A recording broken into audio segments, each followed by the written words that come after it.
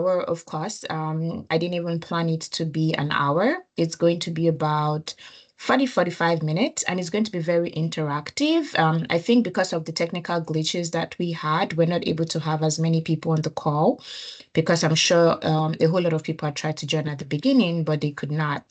So we would be starting with this intimate group of about, I think, 11 of you or 12 of you. And I would encourage you to actually speak up. I would encourage you to talk. I would encourage you to ask questions. So today we are going to be talking about like the mastering the MBA application, the ability to set yourself up for success. And the session today is going to be focusing on your profile assessment, focusing on networking, and focusing on timelines. So feel free to put your questions in the chat or also ask any questions that you want to ask in the chat and provide answers to any questions that I may be asking in the chat box. So a little bit about myself. Okay, so I already told you profile assessment, application timelines, and we're going to be talking about networking. So a little bit about myself. My name is Tomola Abiodun. I'm the founder of Titanar Consulting. I'm also known as Anolua. I work at Microsoft as a senior product manager in the Microsoft Security Organization. I have been at Microsoft for 5 years, and it's been a really amazing experience. I graduated from my MBA at the Fisher College of Business, Ohio State University in 2019. I've been working at Microsoft since then, and I've also had Titanar Consulting since then. So Titanar Consulting is also 5 years old. So why Titanar Consulting exists is basically to help people along their career and academic journeys to ensure that they don't make the same kind of mistakes that I have made and to make sure that they are prepared for the next level of opportunities that they might get. Because at the end of the day, an opportunity that you are not prepared for, you are not able to make good use of it. And most times people miss out on opportunities, not because they're not qualified, but because they're not ready. And nobody is going to give you an opportunity to go with if you're not ready for it. So Titanal's mission is to ensure that we are the plug to young professionals, prospective students to ensure that they're prepared for the next level of their career and academic pursuits. Now, when I mean preparation, I mean these students have to be very dedicated. These people have to be very dedicated, very passionate, and very, very diligent. So think about Atinar as a school where you put in your own work. We put in our own work to ensure that you are successful. It's not a place where things would be 100% done for you, but it's a place where your hand will be held and you will be taught really, really well. So look at it as your body or your coach that is spurring you to achieve success. So just a little bit about our success stories. We've had a whole lot of clients over the last 5 years. Our clients have been able to get admissions with scholarship in Fortune, in top schools and top 10, top 5, top 20, top 30 across the world and in the United States most especially. And our career clients have been able to land opportunities in Fortune 100, Fortune 50, Fortune 5 companies across the world. And it's been really amazing as we've had clients who started with us from the MBA admissions journey and they continue to be our career clients and now they're excelling in their careers here in the United States for those in the United States. So it's really been very interesting seeing how people have been able to change the course of their lives by just making the right decisions, ensuring that they put in the right work, right? And ensuring that they ask the right questions and ensuring that they are always prepared. It's a Boy Scout look. You must be prepared. It's a slogan. You must be prepared. And you're not going to get anything by doing things shoddily. Preparation is very, very important. So opportunity meeting preparation is where you can be successful. While I do not take out luck or faith or any of those things that actually might come along the way, the most important thing right now is preparation because that's what you can control 100%. And today's webinar would be highlighting how exactly do you prepare for your MBA journey if you're actually interested in having an MBA. So a few things. Titanar Consulting, we offer various admissions coaching services. Previously, we always do only one-on-one admissions coaching, but right now we have about 3 services. We have one-on-one, we have our group coaching classes, and we have our blended coaching classes that include group coaching classes with some document reviews. Then we also have our independent, just one-off document reviews. If you don't want to join any of our classes or you don't want to have an end-to-end comprehensive coaching service, you can just reach out to us for reviewing things like your resume, your essays, or your recommendation letter, anything one-off. We're happy to also do that. Our clients have been able to achieve great successes with getting full rides to schools, getting significant scholarships to schools.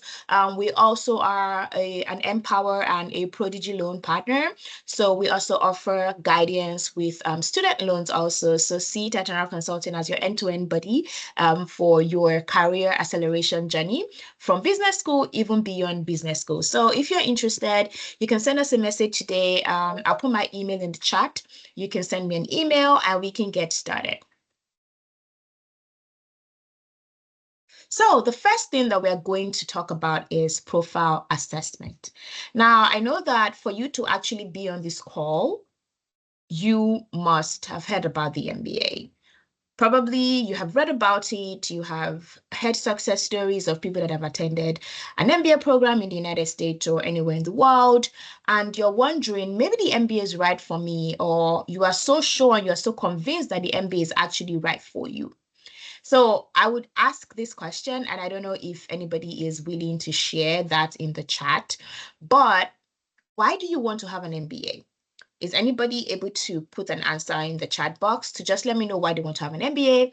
And then I can take it from there and I can assess your response and I can just give you feedback to see if this is something that would make the admissions team bite or is something that they'll be interested in learning more about.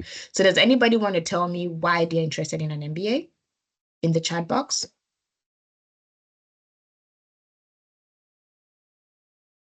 Yeah, read one, you can type it in the chat.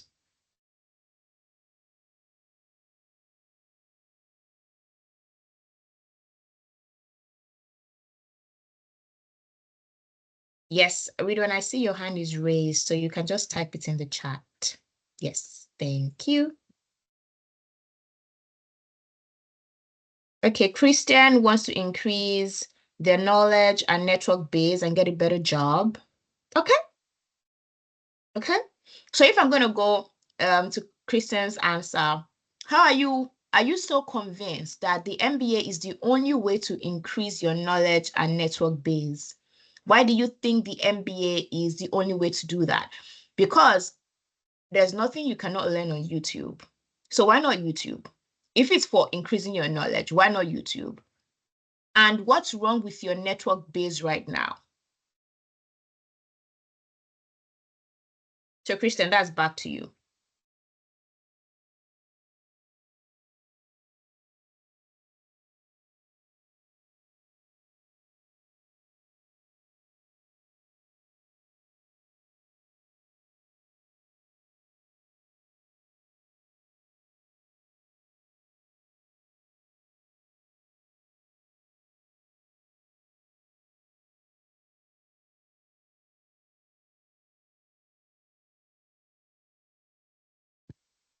Yeah, Christian, I'm expecting an updated answer. So read one, you've been seeing a lot of people talk about it. You've been seeing a lot of people talk about it recently, and you're curious.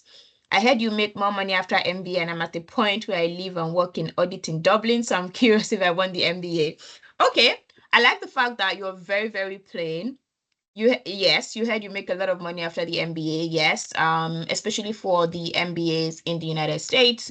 The United States has the top MBA programs, the largest MBA programs in the world, and the United States, as an economy, actually does pay more than most economies in the world. So yes, technically you make more money, but depending on the amount of money that you're currently making now before the MBA. But considering that you are actually in Dublin, which is in Europe, I would see why you will make more money in the MBA program than what you're making in Dublin. Right. But I love the fact that you said you are curious because curiosity is really very important. A lot of times you might actually not be the right fit for an MBA, and an MBA might not be the right thing for you at the moment. So it's good that you are actually curious. And here we would be able to talk through a lot of your curiosities to see if this is actually something that you want. Now, this webinar is not to talk to you about, oh, the successes of the MBA or why the MBA is beneficial. No, this is to take you through like the first steps of the application process, how you should think through the application process, how you should make yourself stand out. That's what this is about. But if you want to learn a little bit more, you can schedule a one-on-one with our team, and we're able to speak to you about that. So the knowledge from the MBA is direct and tailored for the job. So Kristen, that's actually not the right answer. The knowledge from the MBA is not direct and is not tailored for the job that you intend to apply to. No.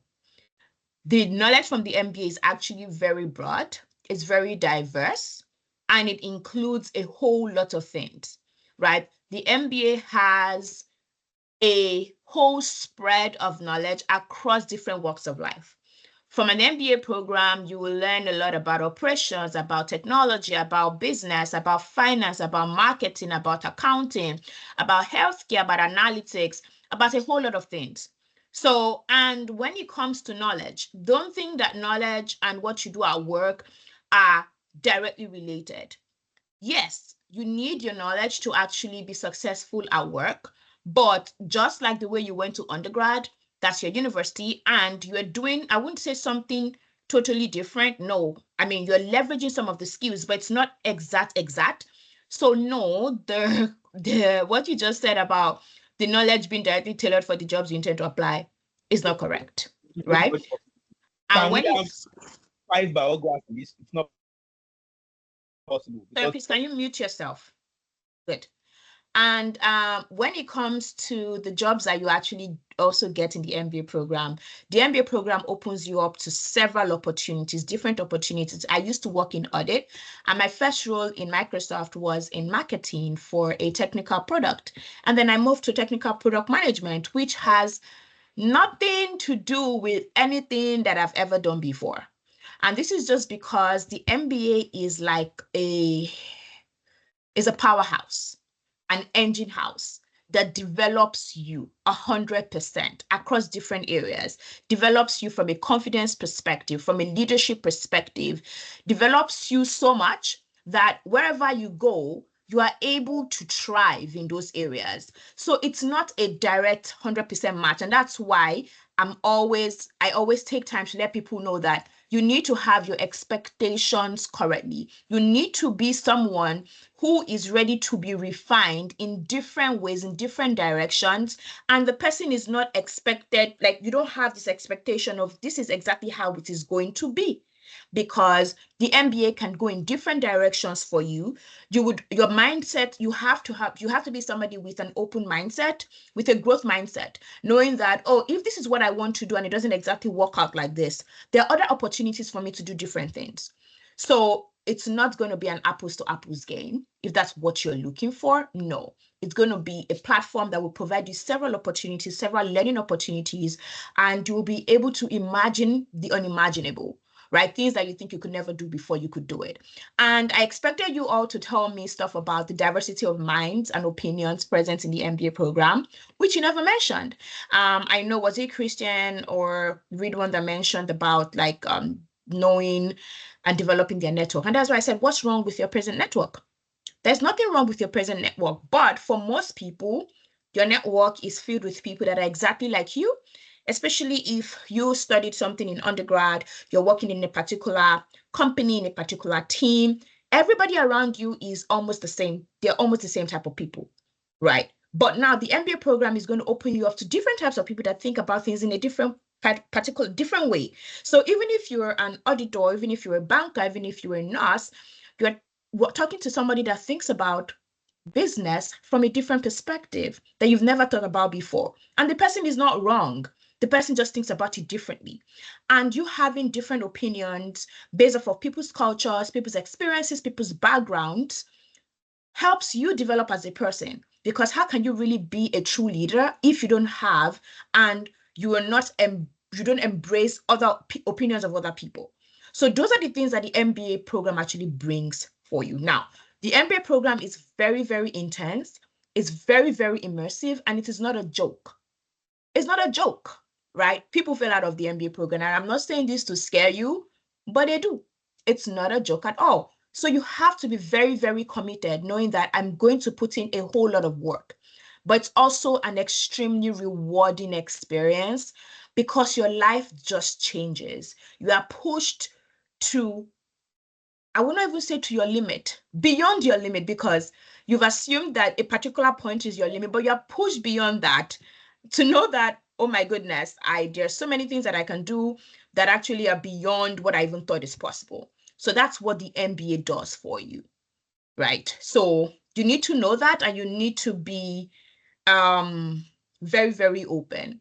If you're not open to possibilities, opportunities, and you're like, oh, this is exactly what I want to do, the MBA might not be the right fit for you. But if you're very, very open to, I don't know what I'm going to be in the next 2 years, although I have a plan, good, but I'm open to the possibilities of other things, then yes, the MBA will be a good program for you because the MBA opens up several possibilities for you. For Scaling a 101, I'm going to include the link to my own personal 101 session and something called a profile evaluation that we do at Titanal Consulting. A member of the Titanal Consulting team would include it in the chat, and then you can go ahead and schedule the 101. So now let's go to profile assessment. Now, for you to be successful in your entire MBA application process, you need to understand where you stack from a profile point of view. Now, I'm not saying that your profile is bad, means that you're not going to be able to get into business school or means that you will not be successful. No, you can actually be successful, but you being very aware of the gaps that you have and taking active steps to actually fill in those gaps is something that would help you be successful. So the first thing that you need to do when you're thinking through an MBA is for you to do a profile assessment. Titanal Consulting does profile evaluation. I think that's complimentary if you want to schedule a free profile evaluation with us. But you can do your own personal profile evaluation, at least on your own. And then you come to speak with a member of the Titanal Consulting team, and then we can tell you these are the things you should do, these are the things you shouldn't do, and this is how you should proceed. So from a profile evaluation perspective, there are several things that you need to have. Your resume, I use the word resume because resume is the term used here in North America. So your resume, your essays, recommendation letters, undergraduate transcripts, graduate transcripts if you've actually attended graduate school, that's you've had a master's or a PhD anywhere, and your GRE or GMAT standardized tests, test of English, that's the TOEFL or the IELTS, if applicable. For a lot of schools, they don't require it, but a few schools still do. So depending on the school you want to attend. Now, you can see something here that I have put non-controllable. Your undergraduate transcript and your undergraduate degree is actually non-controllable because I believe almost everybody here, or even everybody here, actually you already graduated from college. You already have a university degree. And your university result is your university result. There's nothing you can do about that. Now, for some people, they did really well in college, so that's great. But for some, you didn't do so well. And that should not limit your possibilities. That should not limit what you could possibly do in life. No, it shouldn't limit it. But this is where you think through your entire profile and say, if my undergraduate transcript is low, what are the things that I can do to improve my chances of getting into very good business school? So this is where you think through the number of years of experience that you have. Now, I always say this, for numbers of years of experience, MBA programs technically take people between 2 years to 7 years. That's like the average years of experience, although you see people with more years of experience and you see people with less years of experience. Now, as an international student, I don't know if all of you here are international students, but if you're an international student, meaning that you are not a permanent resident or a citizen of the country that you're applying to, I always advise for you to have 3 years of experience as of starting the MBA. So right now, if you have like 2.5 and you are going to be starting your MBA next year, September, or next year, August, then you're good, right? Because, or even if you have 2 as of today and you're starting next year, August, you're also very good because that's 3 years of experience. But if you have less than that, one, you haven't really shown so much of leadership potentials or leadership experience. And also for getting a job post MBA as an international student, it might be harder for you if you have less than 3 years. I'm not saying it's impossible, it's just harder for you because a lot of the companies that want to hire you want to hire people that have at least 3 years work experience. So you need to think through that and say, okay, I have 3 years work experience. Okay, this is what I have here, 3 years. I have this particular undergraduate transcript or undergraduate GPA. You can put out that you have that. And then you now talk about your standardized tests. Now, your standardized tests are very, very important. This is your GRE or your GMAT. Now, I always say this, and I would not stop saying this. It's very important that you do your standardized tests yourself, and it is of the highest integrity.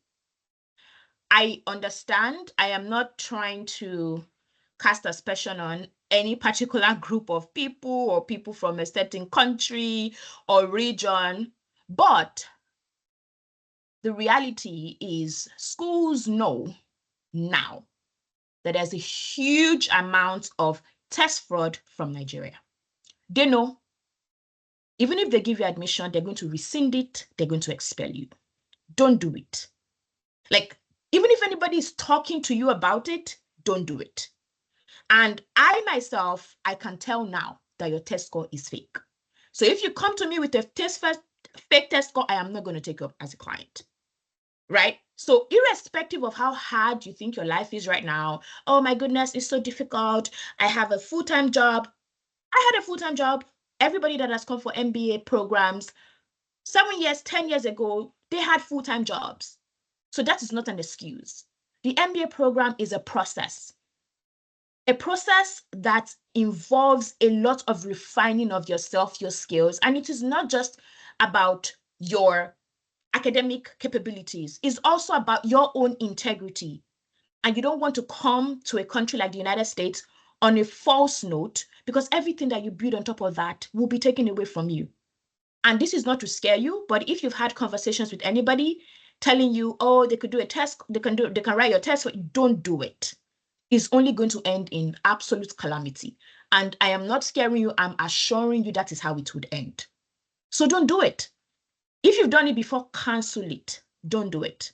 It is not acceptable. Schools know, I know. And once I know, that's it for you, because I already spoken to you. I know. I speak to a school. I say, this person not a good candidate. Simple. That's the end. You don't want to do it. You don't want that to happen to you. So you need to put in a lot of effort in getting your test done well by yourself. And take your test in the test center. Don't do an at-home test. And I understand that most people will say an at-home test is convenient. I don't see how that is convenient.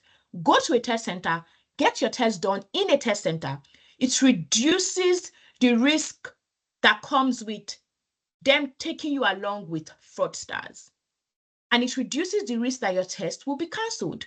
And why I understand that, yes, you've put in a lot of effort, your test score is not so high. Normally, have you checked the test scores of 5 years ago, of 10 years ago, and do you see the average test scores from West Africa? They're not extremely high. So with a test score in the 330s, you're already setting yourself up for failure because it's fake. They know. Why do you think that that is the right path to go? Right? So if you know that you have that test score, I'm not scaring you, but don't even come and tell me that's your test score, because I know. And there's nothing that you can even say that would convince me. Don't do it. Now, from a waiver perspective, yes, you can get a test waiver depending on your background, depending on the experience that you have, depending on the professional qualifications that you have. So for example, if you have a CPA, a Nigerian CPA, UK CPA, if you have the CFA, if you have quantitative experience, maybe you have a terminal degree, like maybe you're a pharmacist, you're a medical doctor, you're a lawyer, and you had very good grades, or you had very, very great grades in undergrad, and you have worked in very quantitative roles that showcase that you have actually done something really quantitative. Yes, some schools are able to give you test waivers. Now, test waiver is on a case-by-case basis, right? Case-by-case basis. Yes, I can't tell you, Wura, if ACA or ACCA grants you a test waiver. You need to check the website of the school, right? Based off of the website of the school will tell you this is their requirement. So every school has different requirements for their profile evaluation, for their profile evaluation and for test waiver. So you need to speak to the school. So you might actually qualify for a test waiver. Right. So please go ahead. You might qualify for a test waiver. So you need to assess your profile and say, okay, am I doing the right things? Now, there are a whole lot of things that you can include to beef up your profile. Like I already spoke about, like your work experience, 5 to 7 years. It can range from 2 to 10. International students have at least 3 years. Some schools can consider less than 2 years on a case-by-case basis, but as an international student, I will always say 3 years. Now, from what I can see, I don't know if everybody here is Nigerian, but maybe a mix of Nigerian Ghanaians. If you're Nigerian and you've done NYSC, NYSC is actually a full year of work experience that should be included in your application. It should not be excluded. So if you've done that, you already have 1 year of work experience. So do not think that you don't have that 1 year. So that's your NYSC experience is work experience that should be counted towards your 3 years, if you ask me. So there are different things that you need to do, but I will just say here, have great standardized test scores based off of the profile of the school. If you are lacking in some part of your standardized test score, you can explain that to admissions team by talking about, oh, maybe I didn't do so well in my test. Maybe I got a 311 and the average of the school is 317. However, I have an ACA, I have an ACCA, I have CFA. I have worked in a quantitative role for the last 5 years. These are the evidences of things that I have done. Right? My background, my experience having a first class provides me the basic background for quantitative knowledge, right? And capabilities to be able to survive the rigors of the MBA program. You are able to state those things there, right? So you can explain it and talk about it, right? And then your resume has to be really great, right? And this is not you patching things in your resume. Your resume needs to be able to talk about achievement and not job descriptions. So talk about the things that you have done. In your resume, include your volunteering experiences. Most people here do some form of volunteer work or the other. Whatever you do for your religious bodies, religious organizations are volunteer work, right? Make sure that you do your volunteer work. It's important that you include volunteering because every school wants to ensure that this person that we are admitting can pay it forward. Are you able to pay it forward? Right? If you're the kind of person that just wants to take and you don't want to pay it forward, they don't want you. They want people that want to pay it forward. Then your essays should have a problem-solving focus. So when they ask you, oh, why an MBA? You can't just say, oh, I just want to accelerate my career. Everything shouldn't just be about you. What problem are you trying to solve in the world? Why will an MBA help you stand out from other people? It's very, very important. What problem are you trying to solve? How will an MBA help you stand out? How will an MBA help you help other people? How will an MBA help you scale your impact? What is that tiny problem, no matter how small, that you can solve to help the lives of a lot of people? Your essay must hinge on that. That's your main essay.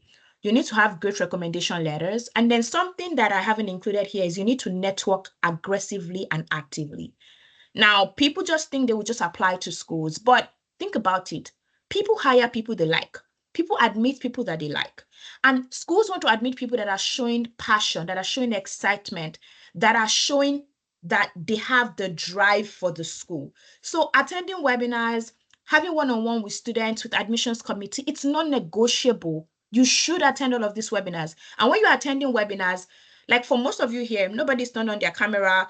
Just Ridwan and Christian have asked question. If I was in the admissions team, and this was a webinar that I was hosting, first of all, Ridwan and Christian are going to be high up there, and Wura, high up there, because I'm just like, okay, these people are interacting. Every other person, like, these ones are not serious. Simple.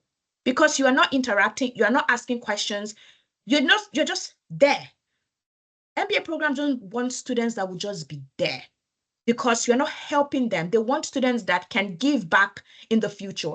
And if you are not showing that you are so excited, you are so passionate, you want to ask questions, even if the questions might not be exactly the maybe the right questions, or maybe you are not even giving the right answers, but the fact that you're actually talking, that you're actually saying something, moves the needle in the right direction for you. So if all you do is go for all of the different webinars, you don't say anything, you don't turn on your camera, you're just there, then you're just there. And if I were the admissions team, I won't admit you. That's just my own opinion, because I'm just like, okay, who is this person? Like, which impact will this person have on the MBA program? This person is not even doing anything to get themselves to be ready for the rigor of the program. They're not even asking any questions. They're just there. Nobody wants anybody that is just there. So you need to make sure that you're not just there. You are exceptional. You are standing out. You are very, very outstanding.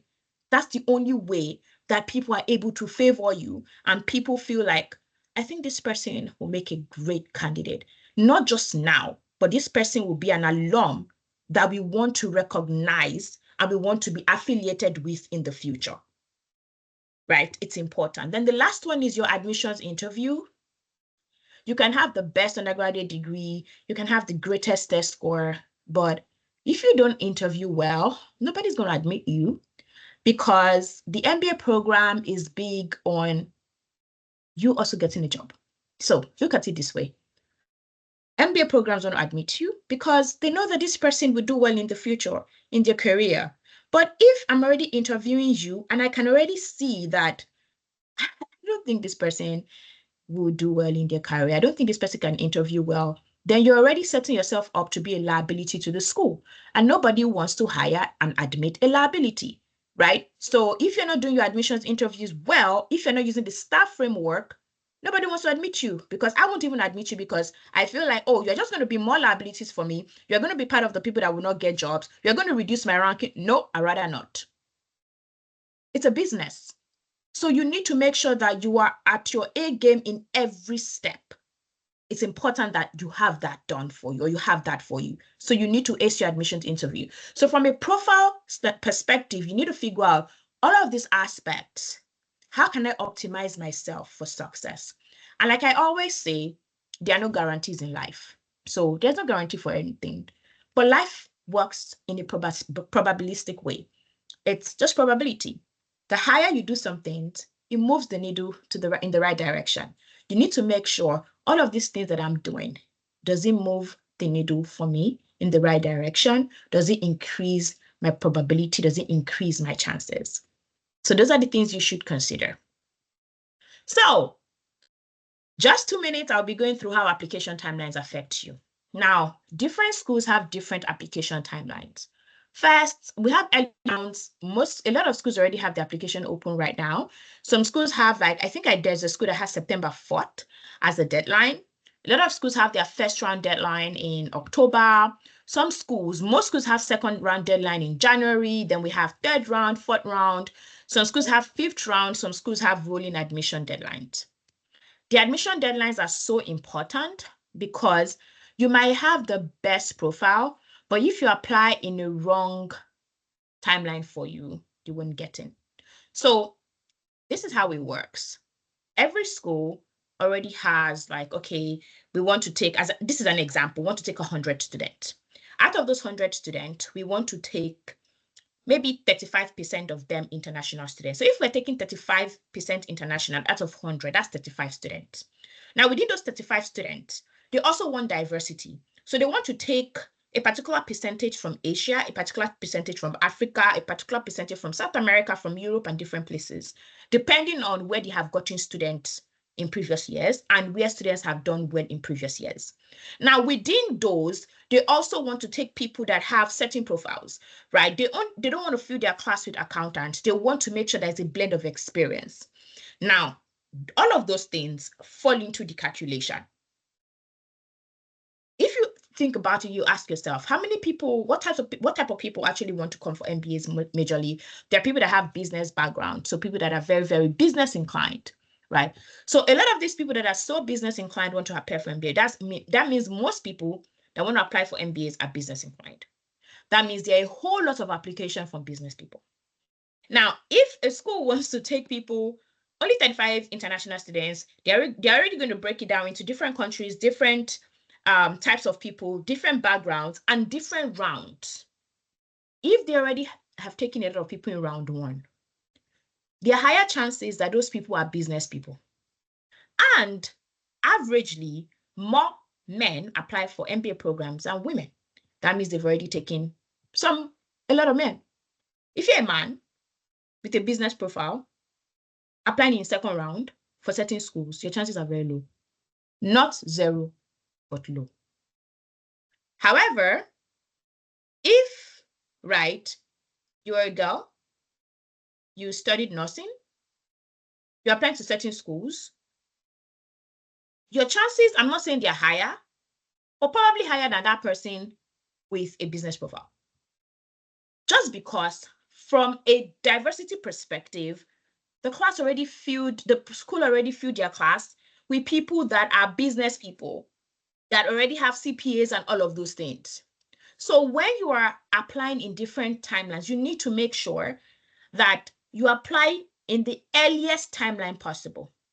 Now, this does not mean that you should put in a bad application in the timeline. No, it doesn't mean that at all. Please, if your application is not good enough, if the other parts of your profile do not work well, there is no need putting your application in the early round, because that is going to be an automatic failure. Now, what you need to do is to now think through and say, well, I can't apply in round 1. I want to apply in round 2. But I feel like a lot of people with my profile have already applied. How do I make myself stand out? You should, even if you are putting your application in round 2, you should start your networking like as if you are applying in the early round and first round. So these people know you, like you're already known. The only thing you need to do is put in your application. Your essays should be airtight, that if they're going to take only one person with your profile, in round 2, it should be you. So you are doing more work. You are not doing the same type of work that the person in the early round and the first round that you're going to do. You're going to do much more work. So you need to know that at the back of your mind that you're going to do much more work, right? So I would always say, I prefer earlier rounds, but I prefer earlier rounds with great applications. Please don't submit a shoddy application in the early round. It's not going to end well for anybody, at least not you, basically, because you'll be rejected. And if you're rejected from that school for this cycle, you cannot reapply to that school in that cycle. You have to go to the next cycle, right? So you need to make sure that you apply early rounds. Now, you also need to check for a lot of schools, international students are limited to second round anyways. So you need to make sure that you are not just applying in like third round and fourth round. It may just be waste, right? And the earlier rounds increases your chances of getting application fee waivers and all of those things. So try to prioritize that. While I understand that this is already August and people are like, oh, well, I haven't taken my exam. I don't know if I'm going to be able to make first round. That's okay. That's totally okay, right? That's fine. That's totally okay. You can apply in the second round. Yes, you are going to have to put in extra work, but you are also going to have to start the work. So I don't want a case of, oh, I want to apply in second round. I started work in December. You start the work now. It's just that you are going to put in your application in January. You need to make sure that you're going to be doing all of that work. So I already explained all of this. The last thing is good balance of quality and speed. A bad application in round 1 will not increase your chances, right? But an average application in round 2 would also not increase your chances. So you need to make sure that your strength of the application is really great. But if you can apply the earlier round with that same amount of strength, it's even better for everybody involved. Now, the power of networking, which is the last thing, and I would open this up for questions. I'm sorry, we might be going 5 minutes over time because we started a little late. And I want to apologize again for the technical difficulties that we faced. But the power of networking, you're in with people. You're making connections, right? And it's not just about getting people to help you. A lot of times people reach out to me and say, oh, hi, I'm thinking about getting into Fisher. I need to help you. I need you to help me review my essay. And I'm like, sorry, who are you again? Why should I help you? You don't reach out to people for that. You reach out to people to learn from them. If people now want to help you to say, oh, send your essay, let me take a look at it, then that's good. But you should learn from them. You should be reaching out to people to say, oh, hi, Tommy, I want to learn about your experience. I want to learn about how Fisher prepared you for Microsoft. I want to learn about the things that you did differently to make sure that you got into business school. When you got into business school, those are things, those are questions that you should ask people. And from a networking perspective, I always say you're networking with admissions committee, network with current students, network with the MBA admissions ambassadors who are current students, network with alums, and webinars and events, you should not be found wanting. These people see the people that register for the webinars and events. Now, make sure that your entire process is a little streamlined. So I see a lot of people register with different email addresses. I would encourage that because it's difficult for us to put you together. So if you're registering with your whatever you're doing for your MBA application process, I always advise people is that you create a new email for that MBA application process so you don't miss anything. You use that for webinars, use that for everything, or you use just one email that doesn't get a lot of spam messages because you don't want to be missing out on important information. But don't use like maybe Yahoo to apply for webinar in this school, then use Gmail to apply. Like it's going to be so haphazard. It's going to be very difficult for you to track, right?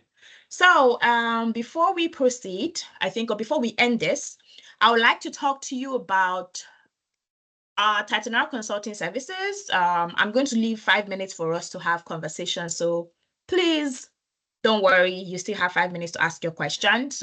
You can just put all your questions in the chat box. I know that Titanal Services has been answering some of your questions, which is amazing. If you want to book a profile evaluation for with us, please go ahead and book it. But I'd like to introduce you to our MBA Admission Bootcamp, which is our Titanal Consulting Group Coaching class. It takes place every month. The first bootcamp will be ending next week. And these are candidates that will be applying in round one. They have been absolute rock stars. And it's about 12 hours of intense coaching with me, with your classmates. So we're going to go through everything from school selection, profile evaluation, resume, recommendation letters, networking, essays, the general essays, the individual essays, and your MBA admissions interview preparation process. So look at it as an end-to-end process, but in a group way.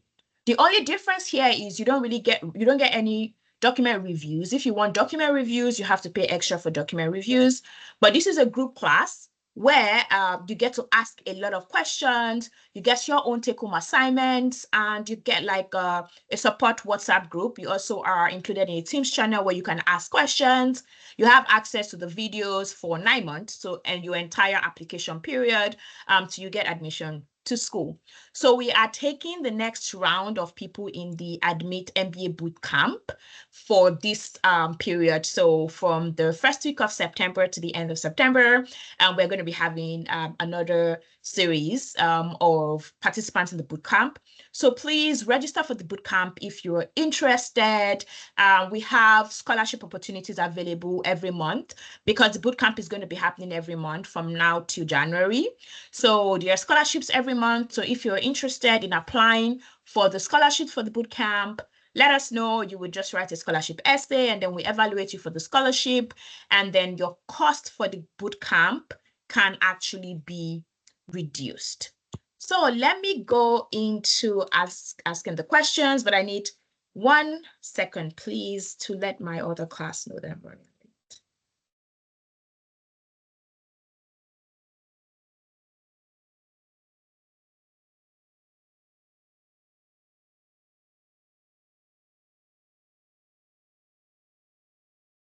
Okay, awesome.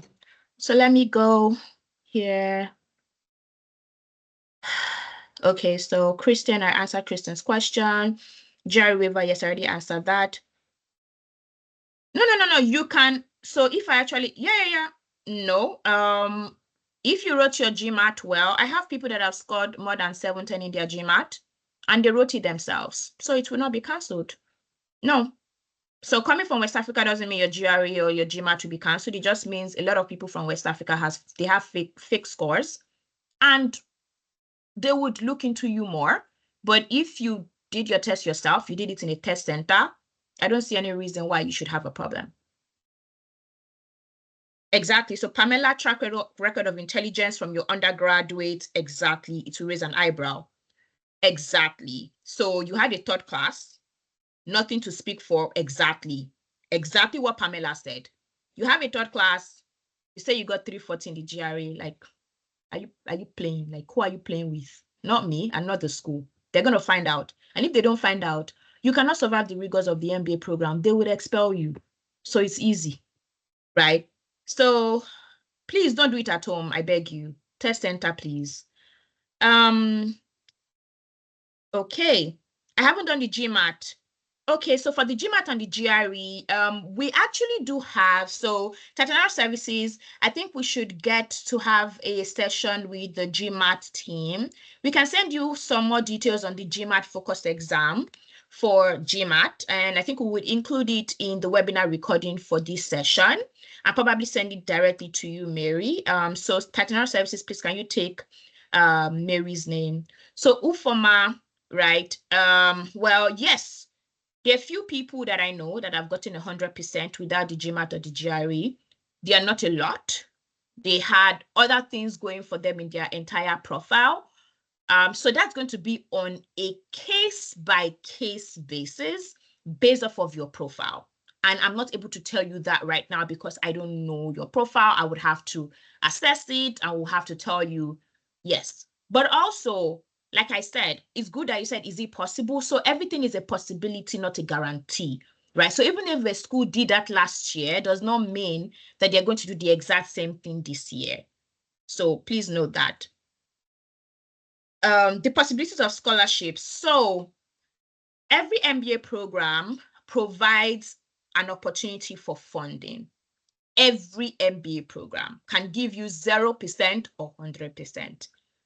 However, now the number of people they give based off of the region the people are from is very different, right? And that is based off of the school, also based off of the amount of funding that the school has allocated to them. Because the school actually does get funding to be able to give you that scholarship. It's people that are paying. So technically, it's not free. Some people are paying your fees, and some people are donating to the school to pay your fees, right? So that depends on the amount of money the school has gotten for that year, the amount of people in their class, the profile of the students that they have admitted, because they're going to be evaluating those scholarships also based off of the profile of students. So you might say, oh, I know somebody, a profile similar to mine, she got 100% 2 years ago, but me, I didn't get this year. Well, you don't know what she put in her application. You don't know how she's performed all through the process. But most importantly, you don't know who the people that were in our class 2 years ago are and who the people in your class this year are. So yes, there are possibilities for scholarships, and it is going to be based off of your profile, the amount of work you put into your application, and when I give you assignment to do, how you do it. I know that I might seem or I might come across as really, really tough. I'm not going to lie about that. And that's because I do not encourage mediocrity in any way. I expect you to be extremely exceptional because that's the only way to get things done. And that's the only way to move ahead. So not everybody can work with somebody who is so aggressive and expects exceptionality and excellence from you, right? So and I totally get it. Not everybody can do it. But if you put in all of the work, you will do extremely well. And somebody asked for the price of the bootcamp. We will be sending that to you via email, the price of the bootcamp. It's in Naira. Don't worry. And it's not expensive. I can guarantee you.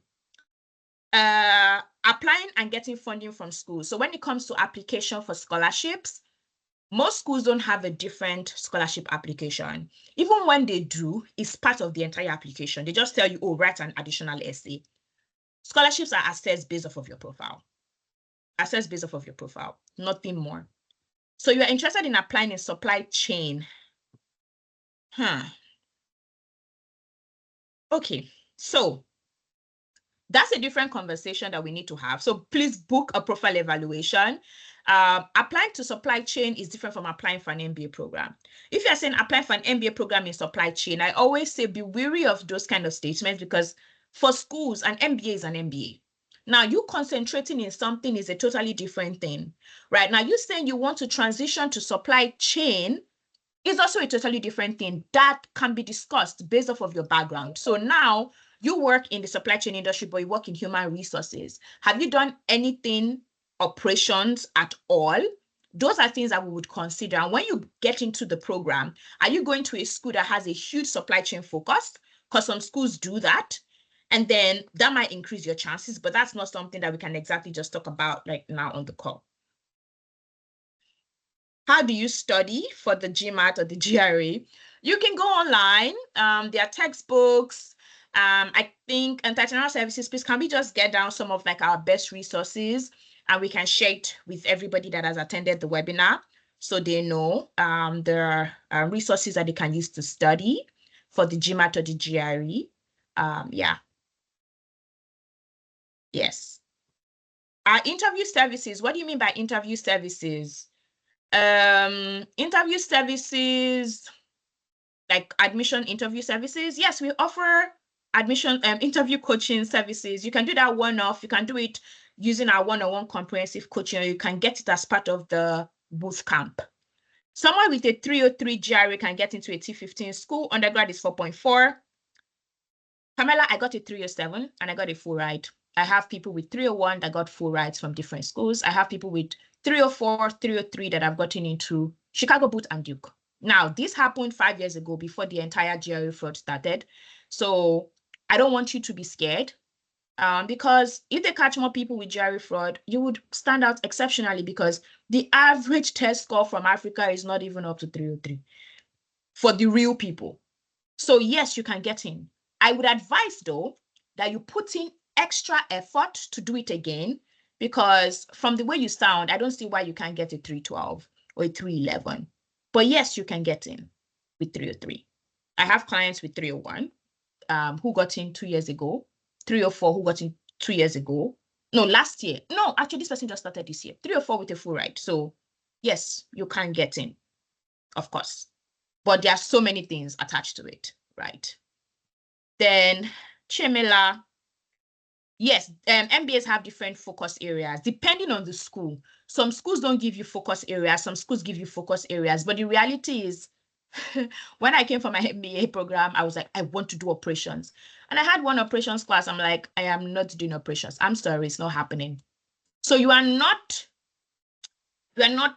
like, it's not compulsory, like, oh, you're starting with operations, you need to end with operations. If you start and you say, no, then it's a no, right? You can go to do some other focus area. Because I know a lot of people are like, oh, I want this focus area. And they go for the first class and they're like, God forbid, this is not for me. It's fine.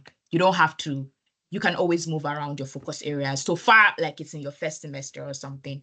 Then Pamela, no, we do not provide coaching service for GRE test takers. However, I know somebody who's a PhD candidate in mathematics here in the United States, and he does, I think he takes GRE coaching.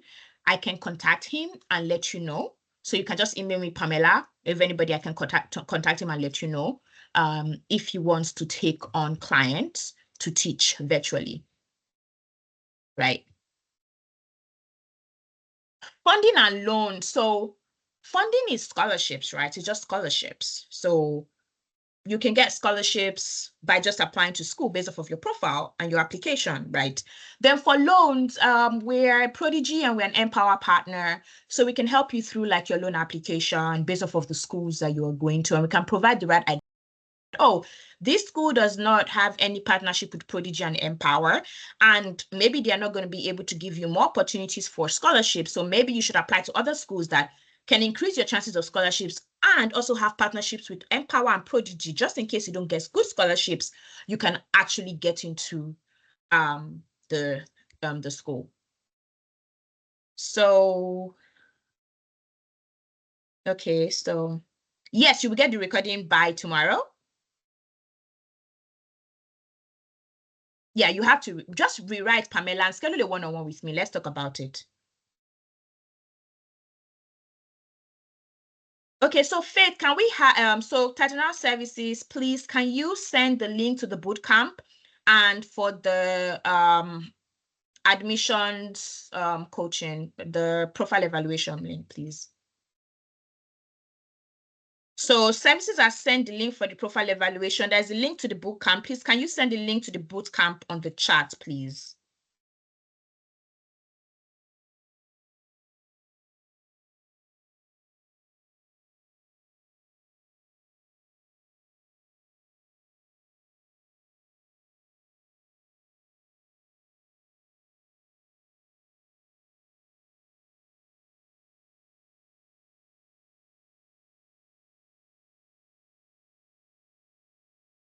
All right, awesome. So I think this marks the end of our session.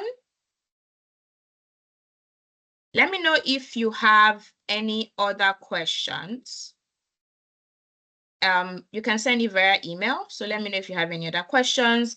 I've included the link to the bootcamp. I don't know if that shows up as a proper link. Yeah, there. All right, thank you all so much. I wish you the very best in your MBA application journey.